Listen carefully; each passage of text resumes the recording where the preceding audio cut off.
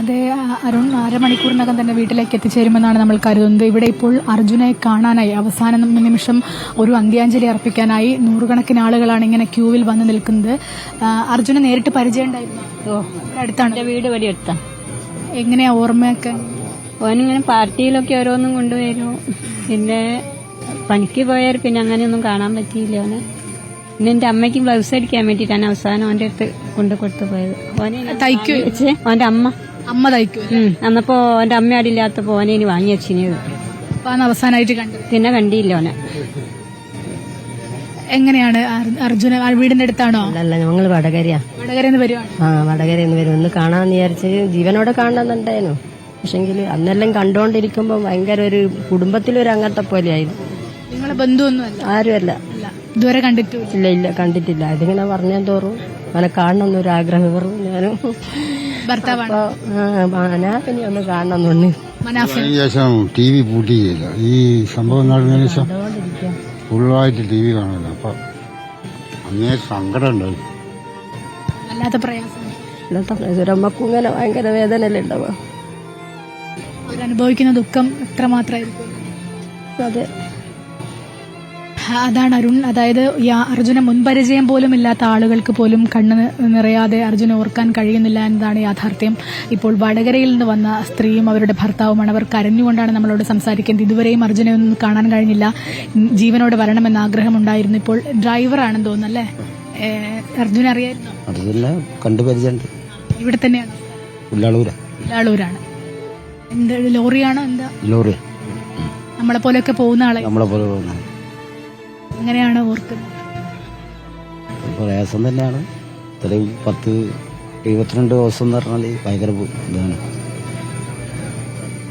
അർജുനെ പോലെ ലോറിയിൽ പോകുന്ന ആളുകൾ, അത്തരത്തിൽ പരിചയമില്ലാത്ത ആളുകൾ, നാട്ടുകാർക്കൊപ്പം തന്നെ ഈ നാട്ടിലുള്ള ആളുകൾ പോലുമല്ല, പരിചയമില്ലാത്ത ആളുകൾ പോലും വന്ന് കണ്ണു നിറച്ച് ഞങ്ങൾക്ക് അവസാനമായി ഒന്ന് കാണണം, അല്ലെങ്കിൽ ഒന്ന് അന്ത്യാഞ്ജലി അർപ്പിക്കണം എന്ന് പറഞ്ഞുകൊണ്ട് നൂറുകണക്കിന് ആളുകളാണ്. ഡ്രൈവറാണോ? അല്ലല്ല, ഞാൻ ഷോപ്പിലാണ്. പരിചയം ഉണ്ടായിരുന്നു? ഉണ്ട്. ഇവിടെ കക്കോടിയാണ്. ഞാൻ ഇവിടെ അടുത്ത് തന്നെയാണ്.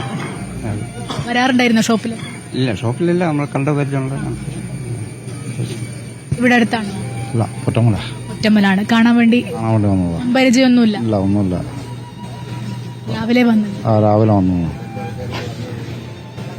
വല്ലാത്തൊരു ഓർമ്മയാണ്. ഞാനൊരു ഓണറാണ്. വണ്ടി നമ്മളെ ഡ്രൈവറൊക്കെ കൂട്ടാണ്. എന്തായാലും പ്രതീക്ഷയില്ല തിരിച്ചു വരുന്നൊക്കെ വിചാരിച്ചു. ഇത്രയും ദിവസം എന്താ ചെയ്യാ. എങ്ങനെയാണ് ഓർക്കുന്നത്? ഞാൻ തിരൂരാണുള്ളത്. തിരൂരിന്നാണ്. പക്ഷെ ഇവിടെ ജോലിന്റെ ഭാഗമായിട്ട് ഇവിടെ നിന്ന് കാണാൻ വേണ്ടി വന്നാണ്. രാവിലെ തന്നെ എനിക്ക് കണ്ട് പരിചയമില്ല. ഇങ്ങനെ നമ്മൾ കേട്ടുള്ള പരിചയമുള്ളൂ.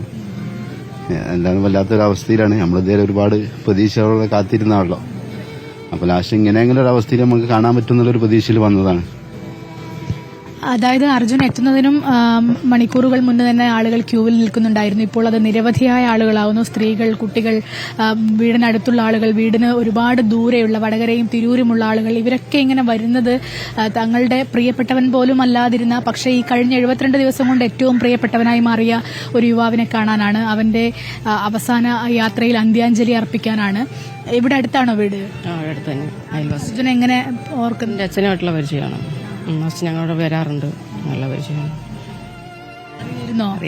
അടുത്താണോ? അതെ, അടുത്താണ് വീട്. അടുത്താണോ വീട്? അതെ, ഇവിടെ അടുത്ത് തന്നെയാണ്. 57 വർഷത്തെ പരിചയമുണ്ട്. അച്ഛനും എല്ലാവരുമായിട്ടും. മോനെ അർജുൻ എങ്ങനെയാണോ? നല്ല പയ്യനാണ്. ഇറക്കടില്ലാത്ത ജോലി, കുടുംബം പോയിട്ട് കഷ്ടപ്പെട്ട് വളർത്തിയവൻ്റെ അച്ഛനെ മക്കളെ ഞാൻ പറയുന്നു. ദിവസം ഞങ്ങളെ വീട്ടിൽ വരും. ദിവസം വരും. എങ്ങനെയാണോ? ഞങ്ങൾ ഇതേമാതിരി തന്നെ അർജുന്റെ അച്ഛനും ഒക്കെ ആയിട്ട് കുറേ വർഷങ്ങൾക്ക് മുമ്പേ അറിയുന്നവരാണ്. ഇവിടെ അടുത്താണ് താമസം. നല്ല പയ്യനാണ്. എല്ലാ പൊതുകാര്യങ്ങളിലും എല്ലാവർക്കും വേണ്ടി സഹായം ചെയ്യുന്ന പയ്യനായിരുന്നു അർജുന്റെ അച്ഛനും അങ്ങനെ തന്നെയാണ്. മക്കളെയൊക്കെ കഷ്ടപ്പെട്ട് പോറ്റി വളർത്തി ഇപ്പോഴാണ് ഓരോരു കുടുംബം സെറ്റായത്. മക്കൾക്കൊക്കെ പണിയൊക്കെയായി ഇതായത്. അന്നപ്പോഴാണ് ഈ ദുരന്തം കയറി വന്നത്. ആർക്കും സഹിക്കാൻ പറ്റാത്തൊരു ഇതാണ്. അരുൺ, അതാണ് എല്ലാവർക്കും പറയാനുള്ളത്. അതേ കാര്യമാണ്. കാരണം അർജുനാണ് ഈ കുടുംബത്തെ ഒരു കരയ്ക്ക് കയറ്റിയത്. പക്ഷേ ആ ഒരു സന്തോഷം അധികം കാണാൻ അർജുന സങ്കടമാണ് എല്ലാവരും.